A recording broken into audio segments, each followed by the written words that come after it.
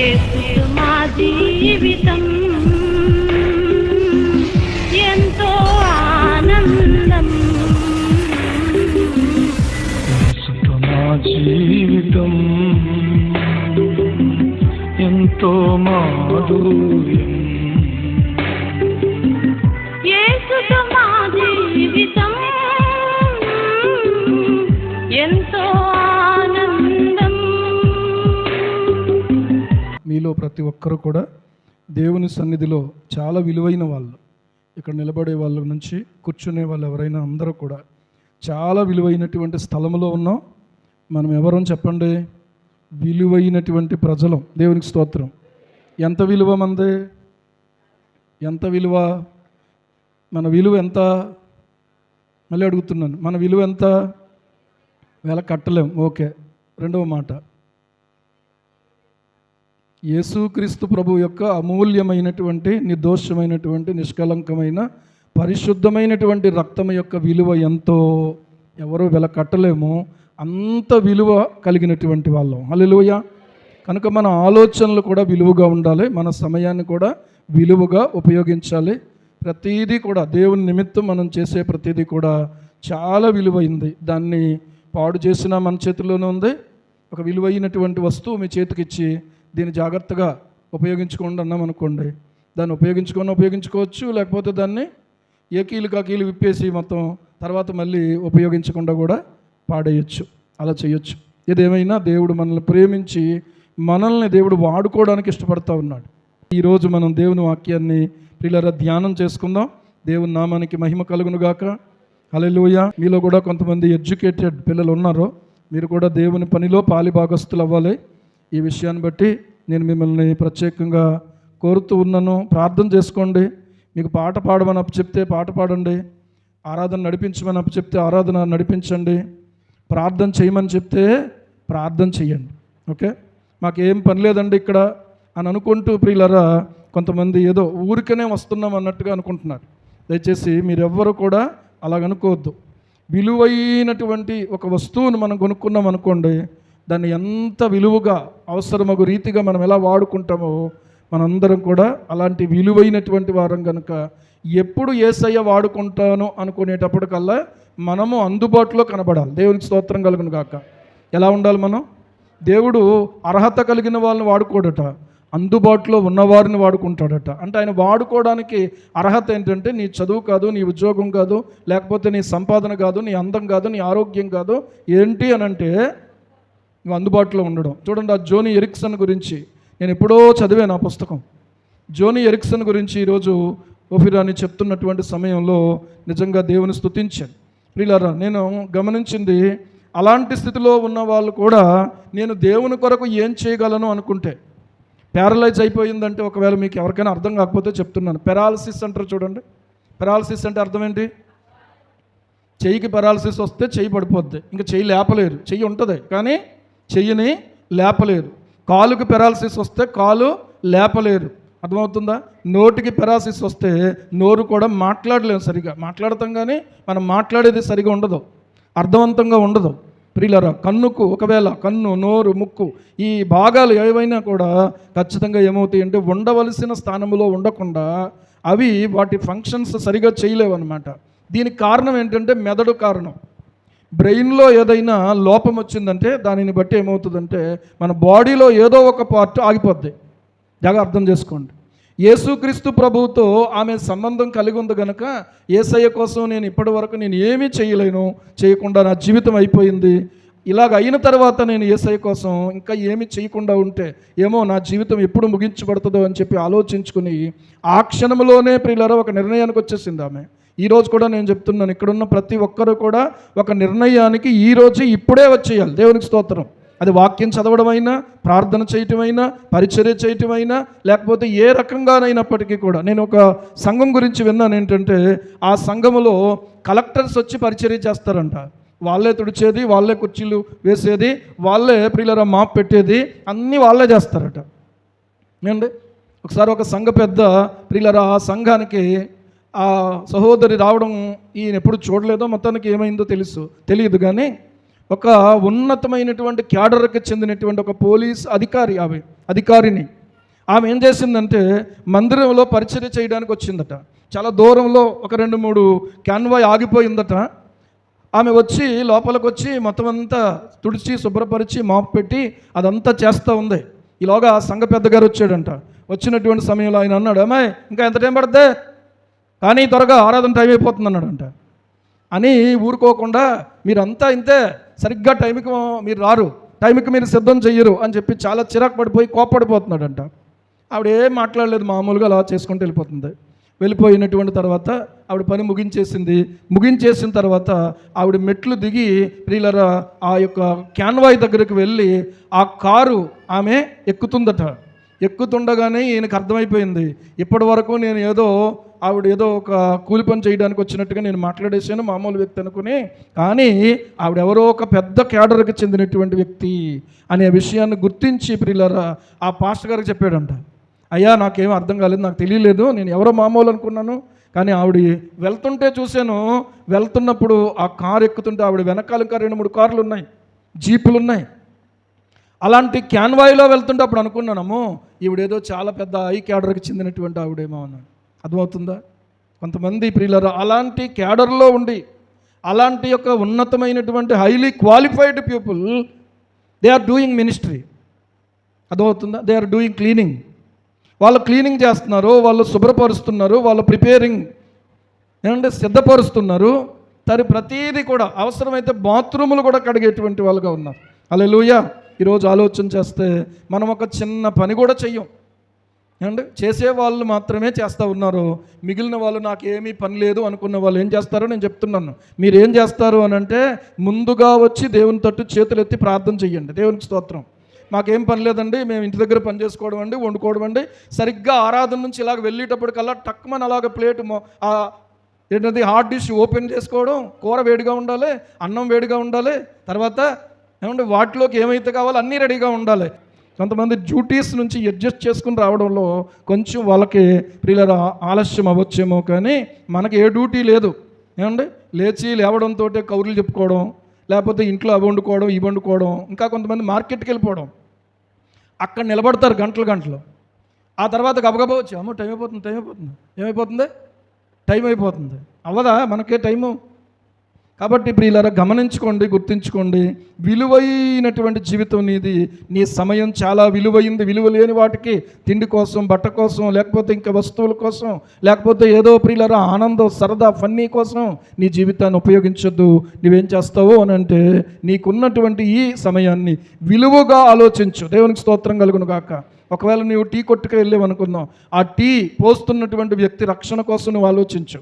అక్కడ క్లీన్ చేస్తున్నటువంటి వ్యక్తి యొక్క రక్షణ కోసం నువ్వు ఆలోచించు. ఏమండి ఇవన్నీ పట్టుకెళ్ళి మళ్ళీ బయట డస్ట్బిన్లో వేస్తారు కదా, లేకపోతే క్లీనింగ్ తీసుకెళ్తారు కదా, వాళ్ళ కోసం నువ్వు ఆలోచించు.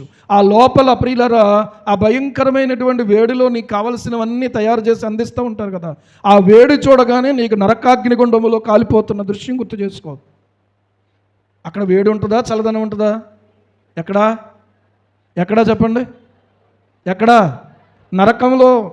ఈ అగ్నిని, ఈ వేడిని తట్టుకుని వాళ్ళు అక్కడ బాగానే ఉంటున్నారేమో, కానీ ఈ లోకాన్ని విడిచిపెట్టిన తర్వాత ఆ ఆరని అగ్నిలో, ఆ అగ్ని గంధకాల గుండములో ప్రియులారా వాళ్ళు కాలిపోతారు అనేటువంటి విషయాన్ని ప్రభువుని ఎరగకపోతే, ఆయన ప్రేమను తెలుసుకోకపోతే వాళ్ళంతా నష్టపోతారు. ఏదో నేను తినేసి వచ్చేస్తున్నాను, ఏదో నేను కాసేపు కూర్చుని వచ్చేస్తున్నాను, నేను డబ్బులు ఇస్తున్నాను, వాళ్ళు చేయకపోతే ఏం చేస్తారు? ఆ హోటల్కి సంబంధించినటువంటి, లేకపోతే ఆ యొక్క స్టాల్కి సంబంధించినంత వరకు కూడా నువ్వు పనిలోకి వెళ్తూ ఉన్నావు. నీతో పనిచేసే వాళ్ళు ఉంటారు, మేనేజర్ ఉంటారు, ఏమంటే ఎండి గారు ఉంటారు, తర్వాత పైన ఆ యొక్క ఫ్యాక్టరీ ఓనర్ ఉంటారు. దేవునికి స్తోత్రం కలుగును గాక. అందరి రక్షణ గురించి నువ్వు ఆలోచన చెయ్యాలి. ఏమండి కాబట్టి ప్రియులారా విలువగా ఆలోచించడం అంటే అది. విలువగా ఆలోచించి, విలువగా బ్రతికి, విలువైనటువంటి దేవుని రాజ్యాన్ని స్వతంత్రించుకునేవాడే నిజమైన క్రైస్తవుడు. దేవునికి స్తోత్రం కలుగును గాక. హల్లెలూయా. వాక్యాన్ని చదువుకుందాం చూడండి. 2వ దినవృత్తాంతాల గ్రంథము 20వ అధ్యాయము 1 నుంచి, మీలో నుంచి కేశవరం చిన్న వచ్చి వాక్యం చదువుతాడు. ఒక వచనం తాను చదువుతాడు, 2వ వచనం మనందరం చదవాలి. ఓకే, వింటున్నారా మీరు? ఏం చేయాలి? ఒక వచనం తను చదువుతాడు, 2వ వచనం మనందరం చదవాలి. ఇది అయిన తర్వాత మోయాబీలను, అమోనీయులను, మోయానీయులలో కొందరును దండెత్తి యెహోషాపాతు మీదకి వచ్చిరి. అంతలో కొందరు వచ్చి సముద్రమహల్లో శరీరం తప్పిన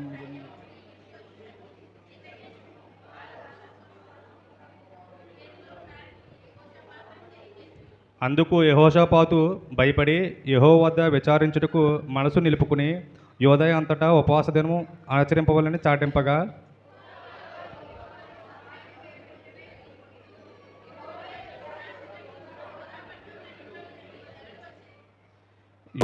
యెహోషాపాతు యెహోవా మందిరంలో కొత్త సాల ఎదుట సమాజంగా కూడిన యోధా యెరూషలేము జనముల వద్ద నిలవబడి, మా పితరుల దేవా యెహోవా, నీవు ఆకాశమందు దేవుడవై ఉన్నావు, అన్యజనుల రాజ్యములను ఏలువాడవు నీవే.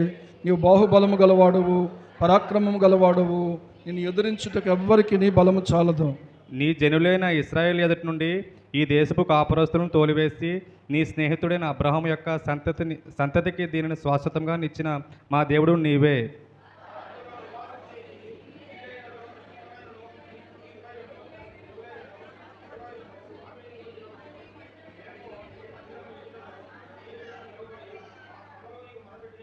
నీవు 9 అందరూ కలిసి చదువుదాం. నీవు ఆలకించి మమ్మల్ని రక్షించుదువని అనుకుని ఇచ్చట నీ నామ ఘనత కొరకు ఈ పరిశుద్ధ స్థలమును కట్టించిరి, నీ పేరు ఈ మందిరమునకు పెట్టబడెను గదా.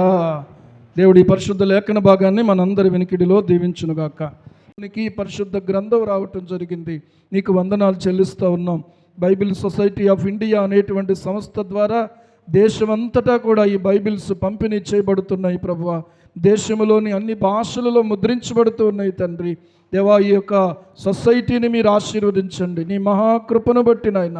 ఇంకా ఎవరికైతే ఈ పరిశుద్ధ గ్రంథం అందలేదో వారు ఏ మూలనున్నా ఏ చోట ఉన్నా వారికి అందించబడడానికి సహాయం చేయండి.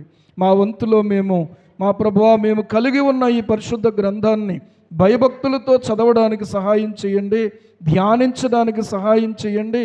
ఈ వాక్యము మా హృదయము నిండా నింపుకోవడానికి సహాయం చేయండి. ఈ వాక్య భాగాన్ని దీవించండి. ఈ వాక్యములో నుంచి నాతో మాతో కూడా మీరు మాట్లాడండి. యేసు ప్రభువు నామములో ప్రార్థిస్తున్నాం మా పరమ తండ్రి. ఆమేన్, ఆమేన్, ఆమేన్. ప్రభువునందు నాకు అత్యంత ప్రియులారా, మొదటిగా ఇశ్రాయేలు రాజ్యము 12 గోత్రాలుగా ఉండింది. 12 గోత్రాలుగా ఉన్నప్పుడు మొట్టమొదటి రాజు ఎవరంటే సౌలు, రెండవ రాజు ఎవరంటే దావీదు, దావీదు తర్వాత రాజు ఎవరంటే సొలొమోను, సొలొమోను తర్వాత రాజు ఎవరు? రెహబాము, సొలొమోను కొడుకు. ఈ రెహబాము కాలంలో రెహబాము చేసినటువంటి ఒక తప్పిదం వల్ల 10 గోత్రాలు ఒక రాజ్యముగా, ఉత్తర రాజ్యంగా, దక్షిణ రాజ్యంగా విడిపోవడం జరిగింది. ఇశ్రాయేలు రాజ్యంగాను యోధా రాజ్యంగాను 2 భాగాలుగా విడిపోవడం జరిగింది. ఈ విడిపోయిన తర్వాత మొట్టమొదటి రాజు ఎవరంటే రెహబాము అయితే, రెండవ రాజు ఎవరంటే అబీయా అయితే, అబీయా తర్వాత ఆసా రాజు అయితే, 4వ రాజు ఎవరంటే యెహోషాపాతు. చెప్పండి పేరు, యెహోషాపాతు. చెప్పండి, యెహోషాపాతు. ఈ యెహోషాపాతు ఎవరు అనంటే యోధా రాజు అయినటువంటి ఆసా యొక్క కుమారుడు. ప్రియులారా, ఈ ఆస రాజరికం తర్వాత ఇతని చేతికి ఈ రాజ్యము అప్పగించబడింది. ప్రియులారా, యెహోషాపాతు అంటే అర్థం ఏంటంటే యెహోవా న్యాయము తీర్చేవాడు, యెహోవా న్యాయము తీర్చేవాడు, లేదా యెహోవా తీర్పు తీర్చెను, ఆయన తీర్పు తీర్చేవాడు. ఇది గుర్తుపెట్టుకోవాలి మనం. యెహోషాపాతు అంటే అర్థం ఏంటి చెప్పండి? యెహోవా న్యాయము తీర్చువాడు. ఇతడు యోధా రాజ్యానికి 4వ రాజు. ఇతనిలో ఉన్నటువంటి కొన్ని గొప్ప గుణాలు ఏంటంటే యోధా రాజ్య పరిపాలన చేసినటువంటి వారిలో మంచివారు కొంతమంది ఉన్నారు, అందులో ఇతడు ఒక్కడు. అందరూ మంచివాళ్ళు కాదు, కొంతమంది మంచివారు ఉన్నారు. కొంతమంది ఆ మంచివారిలో ఒకడెవరంటే యెహోషాపాతు. అందరూ మంచివారుగా ఉండకపోవచ్చు, కానీ మనము మంచివారుగా ఉండాలని మనం ఆశించాలి. దేవునికి స్తోత్రం. అర్థమవుతుందా? అందరూ మంచివారుగా ఉండకపోవచ్చు, కానీ నేను మాత్రం మంచివాడుగా ఉండాలి అని అనుకున్నటువంటి వారు మాత్రమే మంచివారుగా ఉండగలుగుతారు. ఇంకా చెప్పాలనంటే ప్రియులారా, 2వ లక్షణం ఏంటంటే ఈ యొక్క యెహోషాపాతు విషయంలో వీరి తండ్రి మంచి విశ్వాసం కలిగినటువంటి వ్యక్తి. ఈయన తండ్రి ఎవరు? ఆసా. ఈయన ఎలాంటి వాడు అంటే దేవుని దృష్టికి అనుకూలముగా యథార్థంగా నడిచినటువంటి వాడు. చప్పట్లు కొట్టి దేవుని స్తుతిద్దాం. తర్వాత 3వ విషయానికి వస్తే భక్తి మార్గములో మనుషులను నడిపించేవాడు. ఏమంటే 2వ దినవృత్తాంతాల గ్రంథం 17వ అధ్యాయము 7 నుంచి 9 వచనాలను మనం చూసినట్లయితే ఈ యెహోషాపాతు ఏం చేశాడు అనంటే, యెహోషాపాతు ఏం చేశాడు? తన ఏలుబడి యందు 3వ సంవత్సరమున యోధా పట్టణములో జనులకు ధర్మశాస్త్రమును బోధించుటకై అతడు పెద్దలైన బెన్హయీలును, ఓబద్యాను, జకర్యాను, నెతనేలును, మికాయాను, షమయ, నెతన్యా, జబద్యా, అసాహయలు, షమిరామోతు, యెహోనాతాను, అదోనియా, టోబియా, టోబదోనియా అను లేవీయులను యాజకులైన ఎలీషామాను, యెహోరామును పంపెను. వారు ఏం చేశారు అంటే యెహోవా ధర్మశాస్త్ర గ్రంథాన్ని చేతపుచ్చుకొని యోధా వారి మధ్య ప్రకటిస్తూ ప్రియులారా యోధా పట్టణములన్నిటిను కూడా సంచరిస్తూ జనులకు బోధించారు. ఏంది గమనించండి, ప్రజలలో మార్పు రావాలంటే, ప్రజల హృదయాలు తెరవబడాలంటే, ప్రజల జీవితాలు మళ్ళీ తిరిగి దేవుని తట్టుకు తిరగాలనంటే ధర్మశాస్త్రం బోధించబడాలని మొట్టమొదటిసారిగా గుర్తించింది ఎవరంటే యెహోషాపాతు. ఈరోజు మన ఇంట్లో ప్రియులారా భయభక్తులు కావాలనంటే మనము భయభక్తులతో పరిశుద్ధ గ్రంథాన్ని పిల్లలకు చదివించాలి, చదివి వారికి చెప్పాలి. సండే స్కూల్ ఒకటే ప్రియులారా కొంతమేరకు వారికి సహాయపడుతూ ఉంది. కానీ మిగిలినటువంటి సమయాలు మీరే చదివించి మీరే వాళ్ళకి కొన్ని మాటలు చెప్పి ప్రియులారా వాళ్ళను మీరు ఆధ్యాత్మిక జీవితంలో పెంపారేలాగా చేసుకోవాలి. మీరే బాధ్యత. మీరు అన్నం ఎలా పెడుతున్నారో, వస్త్రం ఎలా కొంటున్నారో, చదువు ఎలా చదివిస్తున్నారో ఆత్మీయంగా కూడా వాళ్ళ రక్షణ కోసం మీరే భారంగా పని చేయాలి. అర్థమవుతుందా? సరే గమనించండి. తర్వాత 4వ లక్షణం ఏంటంటే ఇతనిలో ఉన్న గొప్ప గుణము న్యాయాధిపతులను ఏర్పాటు చేసి న్యాయము తీర్చాలని వారికి ఆజ్ఞ ఇచ్చాడు. న్యాయము తీర్చాలని వారికి ఆజ్ఞ ఇచ్చాడు చెప్పి న్యాయాధిపతులను నియమించి హెచ్చరించాడు. తర్వాత 5వ లక్షణం ఏంటంటే సైన్యము ముట్టడించినప్పుడు, ఇప్పుడు మనం చదివినటువంటి భాగం అదే, సైన్యము ముట్టడించేసింది. ఒకవైపు నుంచి మోయాబీయులు, ఒకవైపు నుంచి అమ్మోనీయులు, ఒకవైపు నుంచి మెయోనీయుల్లో కొందరు దండెత్తి వచ్చేసారు. అంతేకాదు కొందరు సముద్రము ఆవల నుంచి కూడా, సిరియన్ల తట్టు నుంచి కూడా గొప్ప సైన్యం ఒకటి ఆయన మీదకి వచ్చేసింది. అలాంటి సమయంలో ప్రియులారా తన మనస్సు నిలుపుకొని దేవుని ప్రజలందరినీ కూడా సమకూర్చి ఉపవాసము చాటించి, జాగ్రత్తగా వినండి, ఏం చాటించి? ఉపవాసం చాటించి అందరినీ దేవుని మందిరంలో సమకూర్చి రాజుగారు కూడా ప్రజల మధ్యలోకి వెళ్ళిపోయాడు. దేవునికి స్తోత్రం కలుగును గాక. వాళ్ళ మధ్య నిలవబడి ప్రియులారా ఆయనను ప్రార్థించటం, ఆరాధించటం మొదలుపెట్టాడు. ఈరోజు గమనించండి, ఇలాంటి పరిస్థితుల్లో దేవుడు అద్భుతంగా ఆశ్చర్యకరంగా ఒక వాక్కును పంపించాడు. ఏమండి, యెహజ్జీయేలు అనేటువంటి ఒక లేవీయుడు ద్వారా ఒక వాక్కు అతనికి వచ్చింది. ఆ సమయంలో అతడు చెప్తా ఉన్నాడు, యోధావారులారా, 15వ వచనం, యోధావారులారా, యెరూషలేము కాపురస్తులారా, యెహోషాపాతు రాజా, మీరందరూ ఆలకించుడి. యెహోవా సెలవిచ్చినదేమనగా, ఈ గొప్ప సైన్యానికి మీరు భయపడకండి, జడియకండి. ఈ యుద్ధము మీరు కాదు, ఎవరు జరిగిస్తారో దేవుడే జరిగిస్తాడు.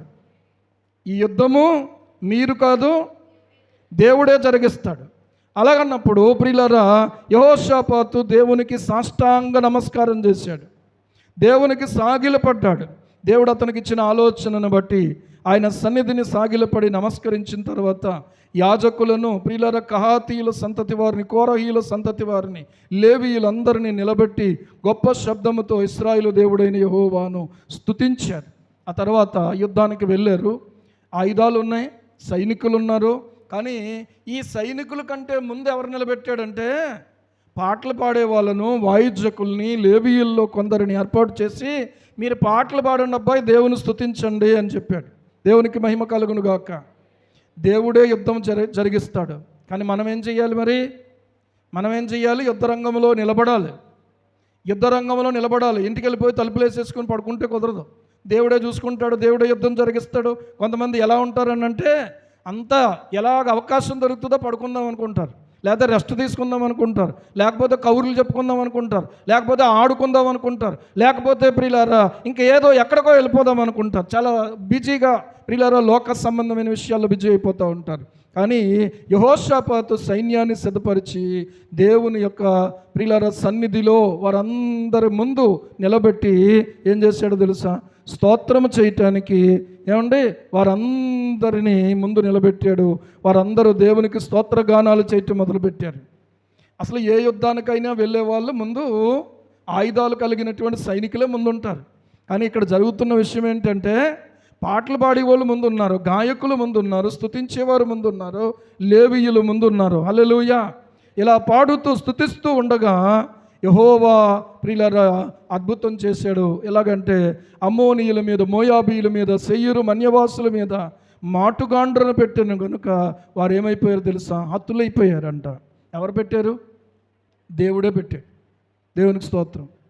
వాళ్ళు ఏమైపోయారు తెలుసా? యుద్ధంలోకి వచ్చినటువంటి వాళ్ళు అక్కడ పాటలు పాడుతూ ఉంటే, స్తుతిస్తూ ఉంటే ఏమండి వాళ్ళు ఒకళ్ళ మీద ఒకళ్ళు పడి చంపుకోవడం మొదలుపెట్టారు. వీళ్ళు చేయకుండా యుద్ధంలో శత్రువు సంహరించబడితే ఇంకా యుద్ధం ఏముంది? యుద్ధం ఏమన్నా ఉందా? శత్రువు మొత్తం ప్రియులారా సైన్యం అంతా కూడా సంహరించబడుతూ ఉండగా వాళ్ళు కొంతమంది ఏమో పారిపోయారు భయపడిపోయి. ఇలా పారిపోయినటువంటి వారు ప్రియులారా వారు పారిపోగా యెహోషాపాతు ఏం చేసి వాళ్ళు ఎందుకు వచ్చారంటే యెహోషాపాతును ఏదో ఒక రీతిగా ఓడించాం. మనం కొంతమంది అయితే ఓడించలేం. 4 వైపుల నుంచి వెళ్ళామనుకోండి, ఏ పక్కకు వెళ్ళగలడు? ఎక్కడికి వెళ్ళగలడు? ఈ యుద్ధము ఎలాంటి యుద్ధం అంటే అప్రకటిత యుద్ధం అంటారు దీన్ని. అన్అనౌన్స్డ్ వార్ ఎప్పుడైనా సరే అనౌన్స్ చేస్తారు, కానీ ఇది అప్రకటిత యుద్ధము, అకస్మాత్తుగా వచ్చినటువంటి యుద్ధం. యోధారాజు అయినటువంటి యెహోషాపాతు దేవుని యొక్క సమాజం అంతటినీ కూడా క్రమపరిచిన తర్వాత ఆ క్రమపరిచినటువంటి సమాజము ప్రియులారా ఎంతో నెమ్మదితో జీవిస్తూ ఉన్నారు. జరిగింది ఏంటో తెలుసా? సడన్గా వచ్చేసారు వీళ్ళు. అమోనీయుల్లో మోయాబీయులు, తర్వాత మెయోనీయులు, తర్వాత ఎవరో తెలుసా? సిరియనులు కూడా వచ్చేసారు. ఇంక ఏ పక్క నుంచి ఎక్కడి నుంచి తప్పించుకోగలరు? 4 దిక్కుల నుంచి వచ్చేసారు. కానీ అదే సమయంలో యెహోషాపాతు ఏ దిక్కు చూశాడంటే, ఏ దిక్కు చూశాడు చెప్పండి? దేవుని దిక్కు చూశాడు. దేవునికి మహిమ కలుగును గాక. హల్లెలూయా. ఎన్ని దిక్కుల నుంచి నీకు సమస్యలున్నా, ఎన్ని దిక్కుల నుంచి నీకు ఆటంకాలున్నా, ఎన్ని దిక్కుల నుంచి నీకు ఇబ్బందులు ఉన్నప్పటికీ కూడా ప్రియులారా నీ దిక్కు ఏంటంటే పై. దేవునికి స్తోత్రం. కొండల తట్టు కనులెత్తుచున్నాను, నాకు సహాయము ఎక్కడి నుండి వచ్చును? చెప్పండి ఎక్కడి నుంచి వచ్చును? భూమి ఆకాశములను సృజించిన యెహోవా వలన సహాయము నాకు కలుగును. దేవునికి స్తోత్రం కలుగును గాక.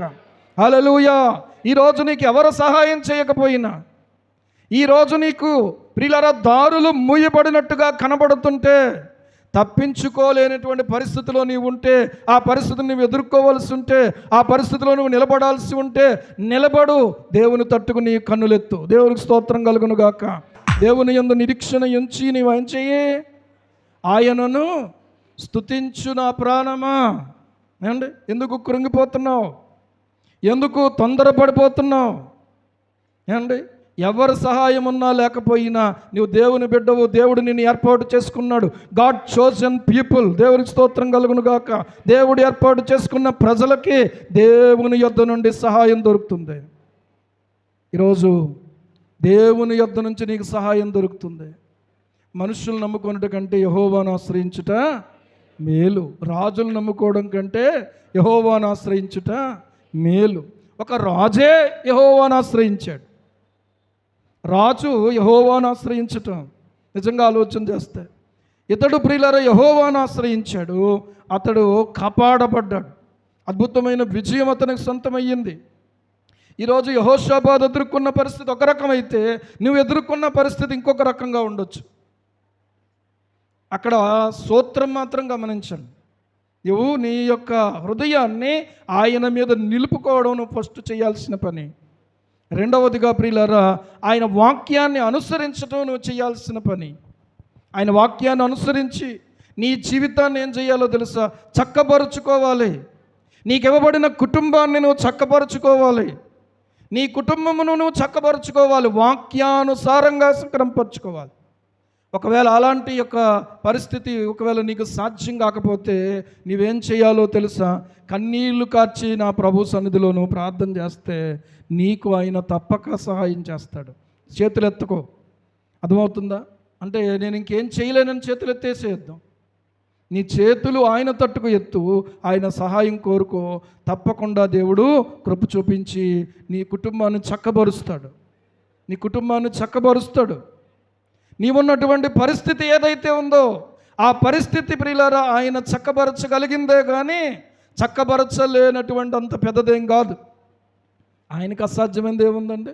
మనం పాడతాం కదా, నీకు అసాధ్యమైంది ఏముంది అంటాం, మాట వరుసకే యథార్థంగా నమ్మి మనం అదే మాట పట్టుకుని అదే మాటను అనుసరించి మనం ప్రార్థించి ప్రభు పాదాల దగ్గర కనిపెట్టుకుంటామా? ఏమండి, ప్రార్థన వచ్చేటప్పటికల్లా యెహోషాపాతు యొక్క జీవితంలో మనం చూసినట్లయితే 25 సంవత్సరాలు ఇతర పరిపాలన చేశాడు. ఎన్ని సంవత్సరాలు? 25 ఇయర్స్. దీని ఏమంటారు? 25 ఇయర్స్ అంటే సిల్వర్ జూబిలీ. అర్థమవుతుందా? ఏ జూబిలీ? Silver jubilee. ఏమండి, 25 సంవత్సరాలు పరిపాలన చేశాడు. మీరు గమనించండి, యెరూషలేమును పరిపాలించినటువంటి కాలం ఎంతంటే 25 సంవత్సరాలు. క్రీస్తుకు పూర్వము 873 నుంచి 848 మధ్య ఇతడు పరిపాలన చేశాడు. యెహోషాపాతు జీవితంలో కొన్ని ముఖ్యమైన ఘట్టాలు ఉన్నాయి, రాసుకునే వాళ్ళు రాసుకోండి. ఇతడు రాజ్యాంగ సంస్కరణలు చేశాడు. మొట్టమొదట తన పరిపాలన యొక్క 3వ సంవత్సరంలో ఇందాక మనం చదివాం కదా, యాజకులు మరియు లేవీయులు నియమించి దేశంలోని ప్రతి పట్టణానికి వెళ్ళి ప్రజలకు దేవుని ధర్మశాస్త్రం బోధించే ఏర్పాటు చేశాడు. దేవుని యొక్క ధర్మశాస్త్రాన్ని బోధించే ఏర్పాటు చేశాడు. ఈరోజు నేను మీకు చెప్పగలను, ఇక్కడికి నేను అడుగుపెట్టినటువంటి సమయానికి కొంచెం ముందు మేము పాకలో ఉన్నటువంటి సమయంలో మొట్టమొదట యేసురత్నం మా దగ్గరకు వచ్చాడు. అక్కడ ఉండగానే యేసురత్నం వచ్చి, ప్రియులారా, నాతో పాటుగా నా పరిస్థితి అంతా గమనించాడు, నన్ను పరిశీలించాడు. ఆ తర్వాత దేవుని చిత్త ప్రకారంగా ఈ స్థలమును తీసుకోవడానికి దేవుడు నడిపించాడు. అద్దింట్లో ఉన్నాం మేము. ఆ టైంలో ప్రియులారా తను మా ఇంటికి వచ్చి మా పిల్లలను కూడా స్కూల్కి తీసుకుని వచ్చేవాడు. సేవలో ఏ పనికైనా కూడా ముందుండేవాడు. కట్టాలంటే పైకెక్కి కట్టేసేవాడు. అర్థమవుతుందా? మైక్ పెట్టేవాడు, అన్నీ చేసేవాడు. అలాంటి పరిస్థితి. ఆ టైంలో ప్రియులారా ఈ ప్రాంతంలో యేసురత్నానికి సంబంధించినటువంటి కుటుంబం కానీ మిగిలినటువంటి ఈ గంగిరెడ్ల సహోదరులందరూ కూడా చాలా అస్తవ్యస్తంగా ఉన్నారు. ఈరోజు బాగున్నారు అంటే కేవలం దేవుని కృప మాత్రమే. మొదట వాళ్ళు ఏం చేశారు అని అంటే దేవుని మాట విన్నారు. దేవుని మాట ప్రియులారా వారి దగ్గరకు వచ్చింది. దేవుని మాట నేను ప్రకటించినప్పుడు చాలా అస్తవ్యస్తంగా ఉంది. వాళ్ళ పరిస్థితులు చూస్తే ఎలా ఉన్నాయి అని అంటే, చిన్న పిల్లలకు పెళ్ళిళ్ళు చేసేయటం, అంటే బాల్య వివాహాలు చేసేసేవాళ్ళు. తర్వాత వాళ్ళ వృత్తి ప్రకారంగా వాళ్ళు గంగిరెద్దును తీసుకొని ఊరికి వెళ్ళి భిక్షాటన చేసుకొని ఆ వీళ్ళు ఇచ్చేటువంటి ఆ యొక్క దాని మీద ఆధారపడే వాళ్ళు. రెండవ విషయం, త్రాగుతూ ఇష్టానుసారంగా వాళ్ళ జీవితాలు వ్యర్థపరుచుకునేవాళ్ళు. వాళ్ళ గురించి కన్నీళ్లతో ప్రభు సన్నిధిలో ప్రార్థన చేయటం, వచ్చినటువంటి వారికి దేవుని మాటలు తెలియచేయటం. ఏదైనా ఒకవేళ ఒంట్లో బాగోకపోతే అన్య దేవతలను ఆశ్రయించేవాళ్ళు, ఏరుముక్కలో ఇలాంటి వాటిని ఆశ్రయించేవాళ్ళు. దయ్యములు పట్టినటువంటి సమయంలో ఎక్కడో కొండల్లోకి తీసుకెళ్ళిపోయేవారు. ఇవన్నీ నిజమా కాదా చెప్పండి? కానీ దేవుని వాక్యాన్ని విన్న తర్వాత చాలా కాలం ప్రియులారా ప్రార్థన చేయటం, వాళ్ళకు తెలియచేయటం, వాళ్ళు వెంబడించటం, వాళ్ళతో కూర్చోవటం, ప్రతి ఇంటిలో ప్రియులారా అడుగుపెట్టి కొన్ని మాటలు తెలియచేసి వాళ్ళు చేసే పనులను ఖండించటం, వాళ్ళ విషయాలను సరిదిద్దడం. పరిశుద్ధాత్మదేవుడు నాకు సహాయం చేయగా వాళ్ళ గంగిరెద్దుని విడిచిపెట్టారు. దేవునికి స్తోత్రం కలుగును గాక. దయ్యములను ఆశ్రయించడం మానేసి నిజదేవుడిని ఆశ్రయించడం మొదలుపెట్టారు. పాకల్లో ఉన్నటువంటి వాళ్ళు బిల్డింగులు కట్టుకోగలిగే కృపను దేవుడిచ్చాడు. అర్థమవుతుందా నేను చెప్పేది? క్రమపడ్డారు వాళ్ళు. చెప్పాలనంటే పిల్లలు క్రమపడకపోతే వాళ్ళ గ్రౌండ్లో ఉంటే గ్రౌండ్లోకి పరిగెట్టేవాడిని, ఇంటి దగ్గర ఉంటే ఇంటి దగ్గర పరిగెట్టేవాడిని. ఎక్కడో ఒక చోట వాళ్ళని పట్టుకొని కూర్చోబెట్టి వాళ్ళకి ఏదో ఒక రకంగా ప్రియులారా నయానో భయానో ఏదో ఒక రకంగా క్రమపరిచి దేవుని కృపలో ఈ రోజున ఇలాంటి జీవితంలోనికి అవి విడిచిపెట్టారు. వెల్డర్ ఏమండి వాళ్ళే, డ్రైవర్లు వాళ్ళే, పెయింటర్లు వాళ్ళే, తర్వాత వ్యాపారస్తులు వాళ్ళే. ఈరోజును చూస్తే చాలా ముచ్చటగా ఉంటుంది నాకు. దేవునికి స్తోత్రం. అక్కడ నుంచి ఇప్పుడు బాల్య వివాహాలు దాటి మేజర్ అయిన తర్వాత, లేకపోతే 18 సంవత్సరాలు దాటిన తర్వాతనే వివాహాలు చేసే పరిస్థితికి దేవుడు నడిపించాడు. దేవునికి స్తోత్రం. హల్లెలూయా. ఇంకో మాట కూడా చెప్తాను ఏంటంటే, పిల్లలను చదవనిచ్చేవాళ్ళు కాదు. ఏమండి 10వ తరగతి అయ్యిందంటే ఆపేయడమే. కానీ ఈ రోజున వాళ్ళు డిగ్రీలు, ఇంజనీరింగ్లు కూడా చేసే పరిస్థితుల్లో వాళ్ళు ఉన్నారు అని అంటే నిజంగా దేవుడు చేసిన కార్యమే ఇది. క్రమము లేకుండా ఉన్నటువంటి స్థితిలో, క్రమము లేనటువంటి వస్త్రధారణ, క్రమము లేనటువంటి మాటలు, ఇవన్నీ ఎవరు క్రమపరచగలరండి? పరిశుద్ధాత్మ దేవుడే క్రమపరిచాడు. దేవునికి స్తోత్రం కలుగునుగాక. ఈ రోజున వాళ్ళు ఉన్నటువంటి సంస్కారవంతమైన జీవితం ఈ రోజున ఎలా వచ్చింది అంటే దేవుని వాక్యము ద్వారా వచ్చింది, దేవుని యొక్క సన్నిధి ద్వారా వచ్చింది, దేవుని సేవకుల ద్వారా, దేవుని ఆత్మ ద్వారా బలపరచబడి ఈ కార్యాలన్నీ జరిగినాయి ప్రియులారా. ఈరోజు నేను చెప్పగలను, పరిశుద్ధాత్మ దేవుడు మన మందిరములో నాట నుండి నేటి వరకు హీఈస్ వర్కింగ్ అమాంగ్ అస్. దేవునికి స్తోత్రం కలుగును గాక. He is living among us. మన మధ్యలో ఆయన నివసిస్తూ ఉన్నాడు. ఏ సమయంలోనైనా సరే, ఏ పరిస్థితుల్లోనైనా సరే ఆయన అద్భుతమైన కార్యాలు చేస్తూ వచ్చాడు. చెప్పగలను ప్రియులారా, ఈ వాక్యము బోధించబడింది, అది వ్యర్థం కాలేదు. వాక్యము బోధించబడినప్పుడు వెలుగు కలుగుతుంది. ఆ వెలుగు కలిగినప్పుడు మనమేంటో అర్థమవుతుంది, దేవుడు ఏంటో అర్థమవుతాడు, కుటుంబం ఏంటో అర్థమవుతుంది, మన జీవితం ఏంటో అర్థమవుతుంది, దేవుని సంఘం అంటే ఏంటో అర్థమవుతుంది. ఏమండి? కానీ వాక్యం బోధించబడకపోతే ఈ వెలుగు కలగదు. ఈరోజు గమనించండి. అయితే ఇప్పుడున్నటువంటి ఈ పరిస్థితుల్లో పిల్లలు ఏం చేశారు అనంటే, కొంతకాలం వరకు బాగానే ఉన్నారు, కానీ మధ్యలో ప్రియులారా కొన్ని ఆలోచనలతోటి వాళ్ళు పక్కకు తొలగిపోయారని చెప్పడానికి విచారపడుతున్నా. మళ్ళీ తిరిగి నా దేవుడు తన ఆత్మ చేత ప్రతి యవనస్తుడిని కూడా కట్టబోతూ ఉన్నాడు. దేవునికి స్తోత్రం కలుగును గాక. హల్లెలూయా. మీ జీవితం విలువైంది. కేవలం మీరు మీ పనులు ప్రియులారా మార్చుకున్నారు, పద్ధతులు మార్చుకున్నారు. మిమ్మల్ని బట్టి దేవుని స్తుతిస్తున్నాను, మిమ్మల్ని అభినందిస్తూ ఉన్నాను. ఒక్కొక్కసారి వచ్చి ముహూర్తాలు అడిగిపోదు నన్నే. అర్థమైందా? పాస్టర్ గారు అండి ముహూర్తం పెట్టండి నన్ను. నేను వాక్యం తెరిచి, బాబు ముహూర్తాలు ఏంటి మళ్ళీ? ఇవన్నీ వాక్యానుసారంగా చాలా పోరాటం జరిగింది. ఎందుకు పోరాటం జరిగిందంటే, నేను వద్దంటాను, ఇంకొకళ్ళు ఏమో పర్లేదంటారు. ఏమండి? నేను వద్దంటాను, ఇంకొకళ్ళు ఏమో పర్లేదంటే వాళ్ళు సేవకులు అనబడి సేవకు వచ్చిన వాళ్ళు కాదు, దేవుని వాక్య ప్రత్యక్షత కలిగిన వాళ్ళు కాదు. ఇలాంటి వాళ్ళు కూడా ఇర్మీయా గ్రంథం 23వ అధ్యాయం ప్రకారంగా సేవకులుగా చలామణి అవుతున్నారు. నేను వద్దన్నది వాళ్ళు చేయొచ్చని వాళ్ళు అందరినీ తీసుకొచ్చి అందరినీ ప్రార్థన చేయించడం, మళ్ళీ మీరు ఎద్దులతో రండి, మీరు ఇవన్నిటితో రండి అని ప్రార్థన చేయించడం. ఏమండి? ఏదేమైనా నిలబడినటువంటి మిమ్మల్ని బట్టి దేవుని స్తుతిస్తూ ఉన్నాను. హల్లెలూయా. దేవుడు మీకేమీ కొదువు రానివ్వడు, కలవరపడకండి. దేవుడు మీకేమీ ప్రియులారా తక్కువ చేయడు. ఏమండి? నేను చెప్తున్నాను దేవుని వాక్యాన్ని బట్టి, మీరు నాతో ఉన్నారు, మిమ్మల్ని దేవుడు విడిచిపెట్టలేదు, ఎప్పటికీ విడిచిపెట్టాడు. దేవుని స్తోత్రం. God never forsake anybody. దేవుడు ఎవరిని విడిచిపెట్టాడు. ఇక్కడున్న ఏ బిడ్డ కన్నీళ్ళైనా సరే, ఇప్పుడు నేను చెప్తున్నాను, నా దేవుడు ఆనంద బాష్పాలుగా మార్చేవాడై ఉన్నాడు. హల్లెలూయా, హల్లెలూయా. ఆలోచన చెయ్యండి. బోధించబడడం జరిగింది. ఆ బోధ చేత ప్రజలలో ఒక మూమెంట్ వచ్చింది, ఒక మూమెంట్ వచ్చింది. ఈరోజు ఆలోచన చెయ్యండి. రెండవదిగా మనం ఆలోచన చేస్తే ప్రియులారా, అతడు ప్రార్థనా శక్తి కలిగినటువంటి వాడు. మోయాబు అమ్మోను సైన్యాలు యోధాపైకి దాడిగా వచ్చినప్పుడు దేవుని సహాయమే కోరాడు. యుద్ధములో ఆయుధాలు ధరించిన సైనికుల కంటే దేవుని స్తుతించే గాయకులను ముందుగా నిలబెట్టి అద్భుతమైన విజయాన్ని సాధించాడు. మామూలు విజయం ఏంటండి? ఏమంటే ఒక్కొక్క చోట దేవుడు ఒక్కొక్క రకంగా కార్యం చేశాడు, ఒక్కొక్క చోట ఒక్కొక్క రకంగా కార్యం చేశాడు. ఇందాక పోసరో ఇలాంటి పరిస్థితిలో ఉన్నటువంటి వాళ్ళ విషయంలో మనం జాగ్రత్త పడాలి. ఎందుకో తెలుసా? ఒకసారి ఏం జరిగిందంటే, ఈ వియ్యమందినటువంటి కారణాన్ని బట్టి ఆహాబు రాజు దగ్గరికి ఈ యెహోషాపాతు రాజు వెళ్ళాడు. యెహోషాపాతు రాజు వెళ్ళి ఏమండి పలకరించడానికే వెళ్ళాడో, లేకపోతే యుద్ధానికి సిద్ధం కావడానికి, ఒకవేళ ఆ వియ్యంకుడు గారి యొక్క ఎవరి యొక్క వియ్యంకుడైనటువంటి ఆహాబు యొక్క పిలుపు వచ్చిందో తెలియదు. మొత్తానికి ఈ వియ్యంకుళ్ళు ఇద్దరూ కలుసుకున్నారండి. కలుసుకున్న తర్వాత ఆహాబు రాజు ఏమన్నాడంటే, ఆహాబు రాజు, నేను రామోద్గిలాదు మీదకి యుద్ధానికి వెళ్తా ఉన్నాను, కాబట్టి నీవు కూడా నాతో పాటు యుద్ధానికి రావాలి అన్నాడు. బియ్యం అందుకున్న దగ్గర ఏమందుకోవాలంట? బియ్యం అందుకున్న దగ్గర ఏమందుకోవాలి చెప్పండి? కయ్యం కూడా అందుకోవాలంట.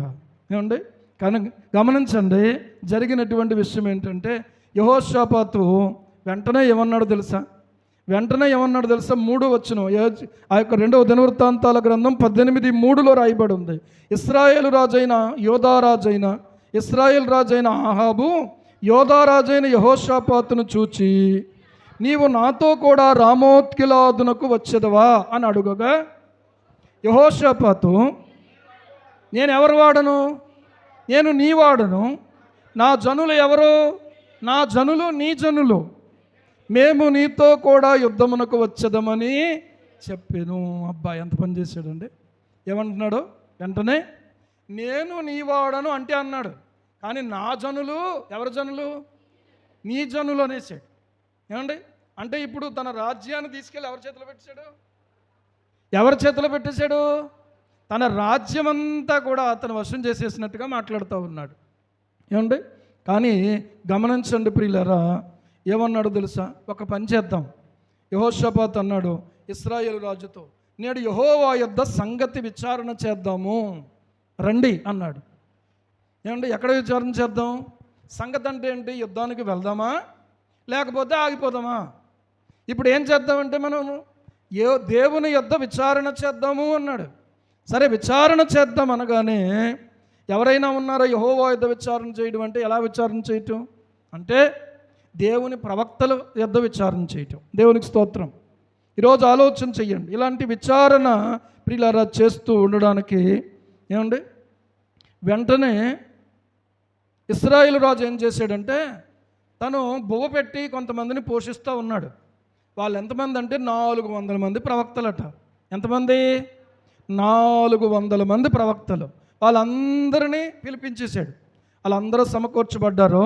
వాళ్ళని అడుగుతూ ఉన్నాడు ఇశ్రాయేలు రాజు, నేను రామోత్గిలాదు మీదకి యుద్ధానికి పోవుదునా మానుదునా అని వారిని అడిగాడు.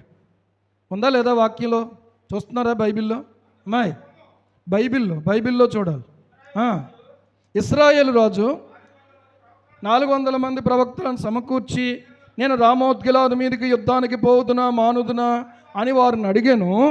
అందుకు వారు, పొమ్ము, దేవుడు రాజు చేతికి దాన్ని అప్పగించునని చెప్పిరి. జాగ్రత్తగా వినండి. ఈ 400 మంది కూడా ఒకే మాట చెప్తున్నారు. ఎంత ఐక్యత అండి నిజంగా! ఏమండి? ఎంత ఐక్యత నిజంగా! ఏమంటున్నారు తెలుసా? పొమ్ము, దేవుడు నీకు రామోత్గిలాదును అప్పగించును అన్నాడు. జాగ్రత్తగా వినండి. మనకు అనుకూలంగా ఒక మాట వచ్చింది అంటే ప్రియులారా వెంటనే కంగారు పడిపోతాం మనం. కానీ యెహోషాపాతు అన్నాడు, ఈ 400 మంది ప్రవక్తల్ని కూడా చూశాడు, అలాగ గమనించాడు. 400 మంది అంటే ఇక్కడ ఉన్న వాళ్ళ కంటే ఎక్కువ మంది. 400 మందిని చూడడం ఎంత కష్టం? 400 మందిని కూడా గమనించాడు. వాళ్ళ యొక్క ముఖాలు చూస్తూ ఉంటే దేవుని యొద్ద విచారణ చేసి చెప్తున్నట్టుగా అనిపించలే. కొంతమందికి చాలా మంచి వివేచన ఉంటుంది. దేవునికి స్తోత్రం కలుగును గాక. నేను చెప్తున్నాను ఒక మాట, దేవుని యొద్ద వివేచనను వరముగా అడిగి పొందుకోవాలి మనం. ఏం పొందుకోవాలి? వివేచన అనే వరమును అడిగి పొందుకోవాలి మనం. కృపావరాలలో ఒకటి వివేచన వరం. ఈ వివేచన వరము ప్రియులారా బహుశా యెహోషాపాతుకి దేవుడు ఇచ్చాడేమో. వెంటనే ఏమన్నాడు తెలుసా? రాజా, నాకెందుకో డౌట్గా ఉంది, యెహోవా ప్రవక్తలలో ఒకడైనా ఇచ్చట లేడా అని అడిగాడు. చప్పట్లు కొట్టి దేవుని స్తోత్రం చెప్పటం అంటే వీళ్ళందరూ ఎవరి ప్రవక్తలు? ఆహాబు రాజు పిలిపించేశాడు. కానీ వీళ్ళందరూ ఎవరి ప్రవక్తలు అంటే బయలు ప్రవక్తలు. యెహోవా ప్రవక్తలు కాదు వీళ్ళు. యెహోవా ప్రవక్తలలో ఒక్కడైనా ఇచ్చటలేడా అనేటప్పటికల్లా ఆహాబు రాజు ఉన్నాడు, లేకపోలేదు. వాడు కానీ ఒకవేళ పిలిస్తే ఎప్పుడూ నా గురించి కీడే పలుకుతాడు అన్నాడు. మేలు చెప్పడు, ఎప్పుడు కూడా కీడే ప్రవచించునన్నాడు. లేదు రాజా, నువ్వు అలాగనొద్దు, నువ్వేం చేస్తావంటే వెంటనే అతన్ని పిలిపించు అన్నాడు. అతడు చెప్తే గనక అది ఖాయం. అతడు ఒకవేళ ఏం చెప్తాడో అతన్ని పిలిపించండి, మనం అనుకోవడం కాదు, ఆయన ఏం చెప్తాడో విందాము అని చెప్పి పిలిపించాడు. వెంటనే రాజు ఏమన్నాడు తెలుసా? రాజు వెంటనే అతన్ని పిలిపించాడు. పిలిపించినప్పుడు పిలవడానికి కొంతమంది వెళ్తారు కదా, వెళ్ళరా? రాజుగారు పంపించారు. పిలవడానికి వెళ్ళినటువంటి వ్యక్తి అన్నాడు, అయ్యా 400 మంది రామోత్కిలాది మీదకి యుద్ధానికి పోవుదునా అని అడిగితే వెళ్ళు దేవుడు అప్పగిస్తాడు అన్నాడు. ఇంకొంచెం నేను ఒక సలహా నీకు, జస్ట్ ఒక చిన్న అడ్వైస్ ఏంటో తెలుసా, నువ్వు కూడా ఏం చేస్తావంటే ఆ మాటకి నీ మాటని అనుకూలపరచు అన్నాడు. ఏ మాట? వారి మాటలకు నువ్వు కూడా ఏం చెయ్యి, అనుకూలపరచు అని చెప్పాడు ప్రియులారా. కానీ మీకాయా ఏమన్నాడంటే, ఇమ్లా కుమారుడైనటువంటి మీకాయా అనేటువంటి ఒక్కడున్నాడు. ఆ ఒక్కడు ప్రియులారా ఏం చెప్పాడో తెలుసా, యెహోవా జీవము తోడు అమ్మా, నా దేవుడు సెలవిచ్చినదేదో దానినే నేను ప్రవచింతును అని చెప్పాను. దానినే నేనేం చేస్తాను, ప్రవచింతును. 13వ వచనంలో ఉన్నటువంటి మాట. సరే, ప్రవచనం చెప్పబడింది. ఏమని చెప్పబడిందంటే, ఏమండి, దేవుడు ఏదైతే చెప్పాడో అది మాత్రమే చెప్తానన్నాడు, అది మాత్రమే చెప్తానన్నాడు. సరే, వచ్చిన తర్వాత రాజు అడుగుతూ ఉన్నాడు, ఇదిగో నేను యుద్ధానికి పోతూ ఉన్నాం, మేము యుద్ధం ఆల్రెడీ ప్లాన్డ్, కాబట్టి ఇప్పుడు మేము యుద్ధానికి వెళ్ళడమా లేకపోతే మానడమా అని అడిగితే అతడు ఏమన్నాడు తెలుసా, పోయి జయించుడి, వారు మీ చేతికి అప్పగించబడతారు అన్నాడు. అప్పుడు రాజు అన్నాడు, యెహోవా నామమును బట్టి అబద్ధము కాక సత్యమే పలుకుమని నేను ఎన్ని మారులు నీ చేత ఒట్టు పెట్టించుకుందును అని అప్సరావు చెప్పినప్పుడు ఎరుకో గురించి విన్నారు మీరు. అది ప్రాకారం కూలిపోవడం. ఇది చెప్పండి, ఇది యుద్ధములో సైనికులు హతమార్చబడడం, సైనికులు ఓడిపోవడం, పారిపోవడం, చెల్లాచెదరైపోవడం, ఇదంతా ఎలా జరిగిందంటే కేవలం పాటలతో, కేవలం ప్రార్థనతో జరిగింది. దేవునికి స్తోత్రం కలుగును గాక. హల్లెలూయా. ఆలోచించండి, ప్రార్థన శక్తి ముందు ఏ శక్తి నిలబడదు నేను చెప్తున్నాను, ఏ సమస్య నిలబడదు నేను చెప్తున్నాను, ఏ దేశము నిలబడదు చెప్తున్నాను. ఖచ్చితంగా నా యేసయ్య ముందు సాగిలపడాల్సిందే. పోరాటం చేయొచ్చండి. ఎవరితో పోరాటం చేస్తున్నారు తెలుసా? దేవునితో పోరాటం. పరిశుద్ధ గ్రంథముతో కానీ, పరిశుద్ధులైన దేవుని యొక్క సేవకులతో కానీ, మిషనరీలతో కానీ, ఈ రోజున స్త్రీలతో కానీ, పురుషులతో కానీ, సంఘానికి చెంది ప్రభు అయిన యేసయ్య యొక్క సొత్తైన ప్రజలతో ప్రియులారా పోరాడడం అంటే దేవునితో పోరాడడం. ఏమండి, మేము ఎక్కడున్నాం తెలుసా, మనం ఎక్కడున్నాం తెలుసా మీకు? ఆయనతో ఎలా పోరాడడం అండి పాస్టర్ గారు, అసలు మీరు ఎలా చెప్తున్నారండి, మేము మీతోనే కానీ మాకు ఆయనతో ఏం పోరాటం లేదండి అంటే, నేను మీకు చెప్తున్నాను, మనందరం ఎక్కడున్నాం తెలుసా? చెప్పాలి మీకు తెలిస్తే. దేవుని చేతిలో ఉన్నాం. దేవునికి స్తోత్రం కలుగును గాక. దేవుని చేతిలో ఉన్నాం. ఇంకో మాట చెప్పనా, మనల్ని ఎవరు ఏం చేసినా సరే ఆ చేతులలో నుంచి ఎవ్వరూ తొలగించలేరు. ఆ చేతులంత బలమైన చేతులు. ఆ చేతుల్ని ఎవరు తాకగలరండి? ఆ చేతుల్ని ఎవరైనా ఏమండి లాగేసుకుని ఆ చేతులలో ఉన్నటువంటి నిన్ను నన్ను లాగేయగలరా? లాగలేరు. దేవునికి మహిమ కలుగును గాక. ఆయన చేతిలో నువ్వు ఉన్నావు, అందుకు సంతోషించు, అందుకని ప్రార్థించు, అందుకని ఆయన మీద మనసు పెట్టుకో, ఆయన పాదాలు పట్టుకో. దయచేసి మరవద్దు, భయపడొద్దు. యేసయ్య అన్నారు, మీ హృదయములు కలవరపడనివ్వకండి, వెరవనివ్వకండి, నా యందు విశ్వాసం ఉంచుచున్నారు, దేవుని యందు మీరు విశ్వాసం ఉంచండి. విశ్వాసము ప్రియులారా, మనం ఆయన యందు ఉంచి చేసే ప్రతి ప్రార్థన, నేను చెప్తున్నాను, విశ్వాసంతో చేసే ప్రతి ప్రార్థనకు మార్కులు పడతాయి. అవిశ్వాసంతో చేసే ఏ ప్రార్థనకు కూడా మార్కులు పడవు. నువ్వు విశ్వాసంతో చేస్తున్నావా? నువ్వు విశ్వాసంతో చేస్తున్నావా? నీ భర్త గురించి అయినా, నీ భార్య గురించి అయినా, నీ పిల్లల గురించి అయినా, నీ ఆర్థిక పరిస్థితుల గురించి అయినా, నీ కుటుంబాన్ని గురించి అయినా, సంఘాన్ని గురించి అయినా, దేశమును గురించి అయినా, ప్రపంచాన్ని గురించి అయినా విశ్వాసంతో ప్రార్థన చేస్తుంటే ఖచ్చితంగా ఆ ప్రార్థన దేవుడు మార్కులు వేస్తాడు. దేవునికి స్తోత్రం. మార్కులు వేయడం అంటే అర్థం ఏంటంటే దాన్ని దేవుడు ఆమోదిస్తాడు, దాన్ని దేవుడు అంగీకరిస్తాడు, దాన్ని దేవుడు జరిగిస్తాడు. దేవునికి స్తోత్రం కలుగును గాక. హల్లెలూయా. మన దేవుడు ఎంత గొప్ప దేవుడు అండి. ఆలోచించండి ప్రియులారా. మూడవదిగా ఆలోచన చేస్తే ఇతని జీవితంలో 2 పొరపాట్లు జరిగినాయి. ఎన్ని? 2 పొరపాట్లు జరిగినాయి. చాలా మంచి వ్యక్తి, చాలా మంచి రాజు, దైవ భయం కలిగిన వాడు, దేవుని యందు తన మనస్సు నిలిపినటువంటి వాడు, యుద్ధములో కూడా దేవుణ్ణే ముందు పెట్టుకున్నాడు. ఓకే, అంత బాగానే ఉంది. అసలు ఈ యుద్ధం ఎందుకు వచ్చింది? ఎందుకే దేవుని ప్రజలకు యుద్ధాలు ఎందుకు వస్తాయి? దేవుని ప్రజలకు గొడవలు ఎందుకు వస్తాయి? దేవుని ప్రజలకు ప్రియులారా పోరాటం ఎందుకు వస్తుంది? ఇక్కడే నేను మీకు చాలా లోతైనటువంటి ఒక విషయం చెప్పాలి. అన్యులతో పొత్తు ప్రియులారా ఒక రకమైతే, ఎవరైనా సరే మనం అన్యులతో పొత్తు పెట్టుకోం, ఎందుకంటే వాళ్ళు దేవుణ్ణి ఎరగిన వాళ్ళు, మనం దేవుణ్ణి ఎరిగిన వాళ్ళం. కానీ ఇక్కడే ఒక తిరకాసు ఉంది. దేవుణ్ణి ఎరిగి కూడా ఎరగమన్నట్టుగా జీవించే వాళ్ళతో పొత్తు పెట్టుకున్నావా, జాగ్రత్త, అక్కడే నీకు యుద్ధం జరుగుతుంది. జాగ్రత్త, ఆలోచించుకో. నేను చెప్పింది అర్థమైందా మీకు? వీళ్ళు ఎవరో యోధారాజులు. ఈయన ఎవరితో ప్రియులారా బియ్యం అందాడు అని అంటే ఇశ్రాయేలు రాజుతోటి. ఎవరితో బియ్యం అందాడంటే ఆహాబుతోటి బియ్యం అందాడు. సరే, ఆహాబుతో బియ్యం అందడం అనేది ప్రియులారా అంత తప్పేం కాదు మన దృష్టిలో. ఎందుకో తెలుసా? ఆహాబు ఎవరో మొదట దేవుణ్ణి ఎరిగినోడే, కానీ తర్వాత ఏమండి దేవుని విడిచి దేవునికి విరోధమైన వాటి వైపుకు తిరిగిపోయాడు. ఇక్కడ గమనించాలి మీరు. క్రైస్తవులమని చెప్పుకునే నామకార్థ క్రైస్తవులు ఉన్నారు. ఏమంటే వాళ్ళ సంఘానికి వస్తారు, వాళ్ళు అన్నీ చేస్తారు, కానీ దేవునికి మాత్రం భయపడరు, కానీ దేవునికి మాత్రం లోబడరు, దేవునికి మాత్రము ప్రియులారా వాళ్ళు చోటుతో అన్నాడంట. ఇప్పుడు ఈ మీకాయాతో చెప్తున్నాడు, దేవుని నామాన్ని బట్టి నీవు అబద్ధం చెప్పకుండా నిజమే నాకు చెప్పు అని నేను ఎన్నోసార్లు నీకు ఒట్టు పెట్టించుకున్నాను కదా. ఏమండో ఇక్కడ ఇంకో మాట చెప్పాలి మీరు. ఏ మాట తెలుసా? ఒట్టు మనం పెట్టకూడదు కొత్త నిబంధనలో. ఎవరన్నా ఒట్టు పెడుతున్నారా? మీ నాన్న మీద ఒట్టు, మీ అమ్మ మీద ఒట్టు, ఇదిగో నీ మీద ఒట్టు, ఇలాంటి ఒట్లు పెడుతున్నారా ఎవరైనా? కొంతమంది పిల్లలు కూడా నమ్మపోతే డాడీ ఒట్టు చేసి ఒట్టే చెప్తున్నాను అంటారు. నీ ఒట్టులు ఏమండి ప్రియులారా పెట్టకూడదు. ప్రవచనంలో ఉన్నటువంటి మాట. సరే, ప్రవచనం చెప్పబడింది. ఏమని చెప్పబడిందంటే ఏమండి దేవుడు ఏదైతే చెప్పాడో అది మాత్రమే చెప్తానన్నాడు.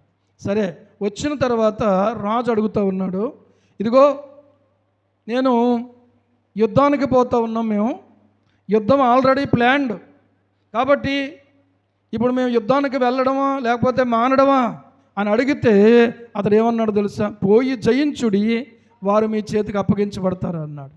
అప్పుడు రాజు అన్నాడు, యెహోవా నామమును బట్టి అబద్ధము కాక సత్యమే పలుకుమని నేను ఎన్ని మారులు నీ చేత ఒట్టు పెట్టించుకుందును అని అతనితో అన్నాడంట. ఇప్పుడు ఈ మీకాయాతో చెప్తున్నాడు, దేవుని నామాన్ని బట్టి నీవు అబద్ధం చెప్పకుండా నిజమే నాకు చెప్పు అని నేను ఎన్నోసార్లు నీకు ఒట్టు పెట్టించుకున్నాను కదా. ఏమండో ఇక్కడ ఇంకో మాట చెప్పాలి మీరు. ఏ మాట తెలుసా? ఒట్టు మనం పెట్టకూడదు కొత్త నిబంధనలో. ఎవరన్నా ఒట్టు పెడుతున్నారా? మీ నాన్న మీద ఒట్టు, మీ అమ్మ మీద ఒట్టు, ఇదిగో నీ మీద ఒట్టు, ఇలాంటి ఒట్లు పెడుతున్నారా ఎవరైనా? కొంతమంది పిల్లలు కూడా నమ్మపోతే డాడీ ఒట్టు చేసి ఒట్టే చెప్తున్నాను అంటారు. నీ ఒట్టులు ఏమండి ప్రియులారా పెట్టకూడదు. ఎందుకంటే నీ మాట అవునంటే అవును, కాదంటే కాదు అన్నట్టుగా ఉండాలి, లేకపోతే దుష్టుని నోటు నుంచి పుట్టేది. కాబట్టి గమనించండి, ఒట్లు పెట్టకూడదు. కొన్ని మనం ఏమండి నమ్మకపోతే ఒట్టెట్టేస్తాం. ఒక వ్యక్తి తాగి వచ్చినప్పుడు ఎన్ని ఒట్లో పెట్టేస్తాడు, అర్థమైందా? ఇంకా రేపు వెళ్ళనే ఇంకా రేపు ఇంకా చేయను ఇంకా నీ మీద ఒట్టు అంటాడు. అంటే పోతే ఎవరు పోవాలి చెప్పండి.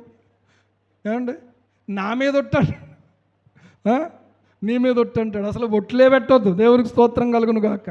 మాటకు కట్టుబడి ఉండాలంతే. దేవునికి మహిమ కలుగును గాక. సరే, మీకాయా చెప్పాడు, ఏమండి ఒక దర్శనం నేను చూస్తూ ఉన్నాను. ఇశ్రాయేలీలందరూ కాపరి లేని గొర్రెల వలె చెదిరిపోయారు, వీళ్ళకి యజమాని లేడు, వీరిలో ప్రతివాడు తన ఇంటికి పోవాలని, సమాధానంగా పోవాలని దేవుడు సెలవిస్తున్నాడు అని చెప్పాడు. ఇశ్రాయేల్ రాజు ఇది విని యెహోషాపాతు అన్నాడు, అయ్యా బాబు వియ్యంకుడు గారు, ఎవరో వియ్యంకుడు గారు, నేను చెప్పాను మీకు. ఏం చేస్తాడు అతను? మేలు పలకడు, కీడే చెప్తాడు అన్నాను కదా, నేను చెప్పింది నిజమా కాదా అప్పుడు అన్నాడు. ఆయన ఏమన్నాడంటే కొంచెం ఆగండి, ఆయన ఇంకా ఏదో చెప్తున్నాడు అని ప్రియులారా మీకాయా వైపు చూపించాడు. మీకాయా అంటున్నాడు, యెహోవా మాట వినండి, యెహోవా తన సింహాసనం మీద ఆసీనుడై ఉన్నాడు, పరమండల సైన్యమంతా ఆయన కుడి ప్రక్కన ఎడమ ప్రక్కన నిలువబడడం నేను చూచాను. ఇశ్రాయేలు రాజైన అహాబు రామోత్ గిలాదు మీదికి పోయి పడిపోవునట్లుగా ఎవడు అతనిని ప్రేరేపించును అని అనగానే పానకంలో పుడకొకడు ఉంటాడు కదా, ఏమండి? ఎవడంటాడు? పానకంలో పుడకలాగా అక్కడ అపవాది ఆత్మ ఒకటి అక్కడ నిలబడి, ఇదిగో నేను వెళ్తాను. ఏ ఆత్మ? ఏ ఆత్మ చెప్పండి? అపవిత్రాత్మ. ఆ అపవిత్రాత్మ బయలుదేరి వచ్చి వీళ్ళందరి నోట్లో నుంచి ఏం చెప్తుందో తెలుసా నీకు? వెళ్ళు, నీవు జయిస్తావు అంటుంది. నువ్వు జయించడానికి ఆ అపవిత్రాత్మ చెప్తుంది. ఎందుకో తెలుసా? నిన్ను పడద్రోయడానికి, లేకపోతే నిన్ను నాశనం చేయటానికి. ఇదిగో నేను చెప్తున్నాను, నీవు యుద్ధానికి వెళ్తే గనుక నీవు విజయంతో తిరిగి వచ్చేది లేదు అని చెప్పాడు. దేవునికి స్తోత్రం కలుగును గాక. ఇలా చెప్పినందుకు రాజుగారికి కోపం వచ్చేసింది. ఏమండి? మనకు కూడా కోపం వచ్చేది కదా, మనకు అనుకూలంగా చెప్పకపోతే సర్రమని కోపం వచ్చేది. ఏమండి? అలాగా రాజుగారికి కోపం వచ్చేసింది. వెంటనే రాజుగారు ఎవడండి? అధికారం కలిగినోడు కదా. రేయ్, ఎవరక్కడ అన్నాడు. అయ్యా అనగానే ఈయన తీసుకెళ్ళి జైల్లో వేసేయండి. ఈ రోజు నుంచి మళ్ళీ నేను యుద్ధంలో నుంచి తిరిగి వచ్చే వరకు వాడికి ఏమి ఇవ్వద్దో తెలుసా? అన్నం పెట్టొద్దు, మంచినీళ్ళు ఇవ్వద్దు అన్నాడు. అంటే నేను యుద్ధము నుంచి తిరిగి వచ్చినటువంటి తర్వాత అప్పుడు మాత్రమే మీరు మనకు అన్నం పెట్టండి. మళ్ళీ మీకాయ ఏమంటున్నాడు తెలుసా? ఇదిగో వెళ్ళరా ఒకసారి. ఏమంటున్నాడు తెలుసా? మీకాయ అని ఒక సైనికుడు బంట్రోతో వచ్చి తీసుకెళ్ళిపోతున్నాడు. ఇలాగా తీసుకెళ్ళిపోతుంటే ఈ మీకాయ ఏమంటున్నాడంటే, ఇదిగో రాజా, ఒకవేళ గనుక నీవు క్షేమముగా తిరిగి వస్తే నా దేవుడు యెహోవా నా చేత ఈ మాట పలికించలేదని తెలుసుకోండి అన్నాడు. ఓకే, గమనించండి. అర్థమైందా మీకు? ఇప్పుడు అర్థమైందా? ఒకవేళ గనక మీరు క్షేమంగా తిరిగి వస్తే, యుద్ధానికి వెళ్ళి క్షేమంగా తిరిగి వస్తే యెహోవా నా చేత పలకనే లేదు అని మీరు తెలుసుకోవాలని చెప్పాడు. జరిగింది ఏంటో తెలుసా? వినలేదండి. వెళ్ళొద్దని చెప్పినప్పుడు ఆగాలి కదా ఆయన. యెహోషాపాత్ అన్న ఆగిపోవాలి కదా. యెహోషాపాత్ ఎవరు? వివేచన కలిగిన వాడు. అహాబురాజు ఎవరు? వివేచన లేనోడు. నేను అనుకున్నది చేసేయాలి, నేను అనుకున్నది అయిపోవాలనుకునేవాడు. అలాంటి వివేచన లేకుండా గనక మనం ఉంటే ఖచ్చితంగా నష్టపోతాం, ఖచ్చితంగా ఇబ్బంది పడే అవకాశం ఉంటుంది. జాగ్రత్త. ఏమండి? ఆగు బాబు అని అంటే ఆగకుండా ఒక అబ్బాయి ఏం చేశాడంటే లండన్ వెళ్ళిపోవడానికి పాస్పోర్టు, ఆ తర్వాత కావాల్సినవి అన్నీ రెడీ చేసేసుకున్నాడు. అర్థమైందా? లండన్ వెళ్ళిపోతానండి, ఇంకా మా అమ్మకే నేను నిలువెత్తిన ఒక పెద్ద బంగారపు గొలుసు చేయించేస్తానండి అన్నాడు. ఎందుకో తెలుసా? మా అమ్మ చిన్నప్పటి నుంచి చూస్తున్నానండి, ఎప్పుడూ కష్టమేనండి మా అమ్మకి అన్నాడు. నాన్న నీ ఆలోచన మంచిదే కానీ నువ్వు వెళ్ళొద్దు అని చెప్పాను నేను. నువ్వు ఇక్కడ ఉంటేనే మంచిది, నువ్వు వెళ్ళిన తర్వాత మళ్ళీ మీ అమ్మాయి బెంగెట్టుకుంటుంది, మీ ఇంట్లో పరిస్థితులు ఎలాగుంటే ఒకసారి ఆలోచించు అని చెప్పాను. లేదండి బాబు పాస్టర్ గారండి, వెళ్ళిన వాళ్ళు ఉన్నారండి, అక్కడి నుంచి ఆ వచ్చిన వాళ్ళు ఉన్నారండి, వాళ్ళు తప్పకుండా నాకు ఏదో ఒకటి చేస్తానంటున్నారండి. ఒరే నువ్వు ఇక్కడ ఉంటే ఇలాగ ఉంటావురా, నువ్వు అక్కడికి వస్తే రోజుకే 1000 రూపాయలు సంపాదించవచ్చు, ఇక్కడ ఉంటే నెలకే ఏమంటే 14,000 15,000 ఎంత వస్తున్నాయి. కాదు ఇంకా ఎక్కువ సంపాదించాలని ఆశపడ్డాడు. చివరికి ప్రియులారా వెళ్ళిపోతున్నాను అన్నాడు. ఇక శ్రీను బాబు నువ్వు ఒకసారి మాట్లాడని ఇలా నాకు తెలిసిన పిల్లలకు చెప్పాను. ఒకసారి మీరు మాట్లాడండిరా అంటే వాడేమంటాడంటే ఆడికి ఇంగ్లీష్ మొక్క కూడా రాదు కనీసం పాపం. కానీ ఏమండి నేను ఫిక్స్ అయిపోయాను రా అంటున్నాడు. ఏమైపోయాడు? అదేంట్రా ఫిక్స్ అయిపోవడం అంటే? పాస్టర్ గారు చెప్పినా వినవా? ఇంట్లో వాళ్ళు చెప్పినా వినవా? పోనీ కనీసం నీ ఫ్రెండ్ నేను వెళ్ళిన వాళ్ళు ఎంతోమంది నాకు తెలుసు, కానీ వాళ్ళు ఏమీ సాధించలేదురా, నువ్వు చాలా ఇబ్బంది పడిపోతావురా, కనీసం నీకు ఇంగ్లీష్ మొక్క కూడా రాదు. ఏమండి అక్కడ నువ్వు అంటే ఆరాపోతే ఎలా బతుకుతావు? కాబట్టి ఏం పర్లేదురా. అక్కడ దిగిన తర్వాత మన వాళ్ళు ఇంకా కొంతమంది వెళ్తున్నారు అన్నాడు. చివరికి ఇక ప్రార్థన, ఏసయ్యా పుజైనైనా వాడేమో వెళ్ళిపోతానంటున్నాడు ప్రభువా, వాడేమో ఏమండి చెప్తే ఇంటలేదని తల్లి బాధపడుతుంది ప్రభువా అని చెప్పి ఇంకా ప్రార్థన అండి. దేవుడు మహాకృప స్టాప్ చేసేసాడు నా దేవుడు. దేవునికి స్తోత్రం కలుగును కాక. అడుగుడి మీకు ఇవ్వబడునన్నవా? మేము అడిగితే నువ్వు ఇవ్వవా? ఇంకెందుకయ్యా మాట రాసావు? అక్కడే రాశాడు మళ్ళీ ఇంకో మాట. ఏమండి ఏమి రాశాడు? చదవండి. తర్వాత ఇంటికి వెళ్ళిన తర్వాత ప్రభువా నాకు సహాయం చెయ్యి, జ్ఞానం దయచే, వివేకం దయచే నాయన అని ప్రార్థన చెయ్యండి. కొంతమందికి పిల్లలు ఈ వివేచన లేకపోవడం చేత దేవునికి మనం కోపం తెప్పించిన వాళ్ళుగా మిగిలిపోతూ ఉన్నాం. అర్థమవుతుందా? ఇప్పుడు నా పిల్లలు ఉన్నారు, ఎవరు పడితే వాళ్ళతో స్నేహం చేయడానికి నేను అంగీకరించను. ఒక్కొక్కసారి నువ్వు వాళ్ళతో ఎందుకు మాట్లాడావు, నువ్వు వాళ్ళతో ఎందుకు తిరిగావు, లేకపోతే ఎందుకు నీ సమయాన్ని గడిపావు అని కోపపడిన రోజులు కూడా ఉన్నాయి. ఎందుకంటే ఎవరితో పడితే వాళ్ళతో సాంగత్యం చేయకూడదు. 26వ కీర్తనలో అంటాడు, నేను దుష్టులతో పొందు చెయ్యను, వేషధారులతో సాంగత్యం చేయను అంటాడు. దేవునికి స్తోత్రం కలుగును గాక. హల్లెలూయా. నీ జీవితం ఇంతకుముందు చెప్పినట్టుగా నీ జీవితం చాలా విలువైంది. యెహోషాపాతు జీవితంలో నుండి ఈ పాఠాలు మన మనస్సులో నిలుపుకుందాం. అందరూ ప్రవక్తల్లాగా మాట్లాడుతూ ఉన్నారు, కానీ అందరూ ప్రవక్తలు కాదండి. ఒక్కడున్నాడు. ఆయన పేరేంటి? మీకాయా. ఏం పేరు? మీకాయా. ఒక్కడే చెప్పాడు దేవుని మాట. మిగిలిన వాళ్ళందరూ ఎవరి మాట చెప్పారు? అపవాది యొక్క మాట చెప్పారు. అపవాది యొక్క ప్రేరేపణతో చెప్పారు. అపవాది యొక్క మాట చెప్పి అతన్ని ఎలాగైనా సరే నష్టపరచాలని చూశారు. ఉన్న విషయాన్ని ఉన్నట్టుగా చెప్పి కాపాడడానికి ప్రియులారా చెప్పినటువంటి వాడు ఎవరంటే మీకాయా మాత్రమే. హల్లెలూయా. కొంచెం కరుగ్గా ఉండొచ్చు, కొంచెం ఇబ్బందిగా ఉండొచ్చు, అయినా సహిస్తే నీకు మేలు జరుగుతుంది, అయినా వింటే నీకు మేలు జరుగుతుంది. ఇంకో మాట చెప్పనా, మనం వేసుకునేటువంటి ట్యాబ్లెట్ చేదుగా ఉంటుందా, తీయగా ఉంటుందా? మింగుతారా మింగరా? చచ్చి ఎప్పుడా? నాకు స్వీట్ అంటేనే ఇష్టం అండి. తేనె వెయ్యండి, సూపర్ టేస్ట్. అర్థం చేసుకుందాం, ప్రభు వైపు చూద్దాం ప్రియులారా. ప్రభువు నిన్ను విడవడు, నిన్ను ఎడబాయుడు. ఆయన నీకు సహాయం చేసేవాడు, ఆయన నిన్ను కీడు నుంచి తప్పించేవాడు, ఆయన నిన్ను నాశనం నుంచి తప్పించేవాడు. నిన్ను నన్ను తప్పించడానికే ఆయన సిలువ మీద నీకోసం నా కోసము తన ప్రాణమును అర్పించాడు. మరణించి నీకోసం నా కోసము తిరిగి లేచినటువంటి వాడు, నిత్య జీవాన్ని నీకు నాకు సిద్ధపరిచినటువంటి దేవుడు ఆయన. ఆయనకి మనసారా స్తుతి చెల్లిస్తూ ప్రార్థన చేసుకుందాం. ఒక్కసారి ప్రభువా నన్ను జ్ఞాపకం చేసుకుని ఆయన, నీ కోపం తెప్పించే స్నేహాలు కానీ, పనులు కానీ, నీ కోపం తెప్పించేటువంటి నాయన మాటలు కానీ, క్రియలు కానీ నాలో ఉన్నాయేమో ప్రభువా, దయచేసి క్షమించు నాయన. దయచేసి మీరు జ్ఞాపకం చేసుకో. యెహోషాపాతులో ఎన్ని మంచి లక్షణాలు ఉన్నాయో, ఎంత మంచి ప్రార్థనాపరుడుగా ఉన్నాడు, ఎంత మంచి విశ్వాసంతో ఉన్నాడు, వివేచనతో ఉన్నాడు. ఎలాగున ప్రభువా ధర్మశాస్త్రాన్ని బోధించేవాడుగా, చదివేవాడుగా, ప్రభువా బోధింప చేసిన వాడుగా ఉన్నాడు. తండ్రి నీకు స్తోత్రాలు. ప్రజలందరినీ సమకూర్చగలిగాడయ్యా. తండ్రి నీకు వందనాలు నాయన.